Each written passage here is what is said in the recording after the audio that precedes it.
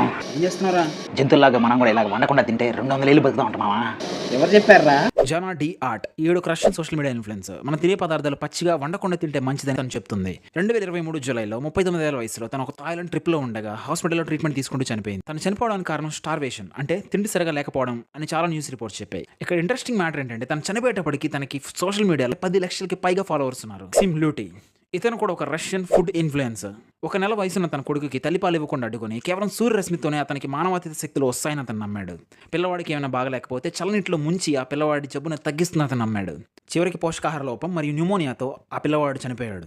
ఇతనికి 8 ఏళ్ల జైలు శిక్ష పడింది. తనకి 60,000 మందికి పైగా ఫాలోవర్స్ ఉన్నారు. వీళ్ళ జీవితాలు ఎలా ఏడిస్తే వీళ్ళని ఫాలో అవుతూ వీళ్ళు చెప్పే సలహాలు పాటిస్తున్న అమాయక ప్రజల పరిస్థితి ఏంటి? ఇలాంటి తప్పుడు సమాచారాన్ని ఫాలో అయ్యి తమ హెల్త్ని పాడు చేసుకోకుండా కేవలం సర్టిఫైడ్ ఎక్స్పర్ట్స్ ఇచ్చే ఆరోగ్య సలహాలు మాత్రమే ఫాలో అవ్వాలని డాక్టర్స్ మనకు చెప్తున్నారు. ఈ ఇన్ఫర్మేషన్ చాలా మందికి ఉపయోగపడుతుంది అనుకుంటే ఈ రీల్ షేర్ చేయండి. అలాగే ఇలాంటి ఇన్ఫర్మేషన్ కోసం నన్ను ఫాలో అవ్వండి.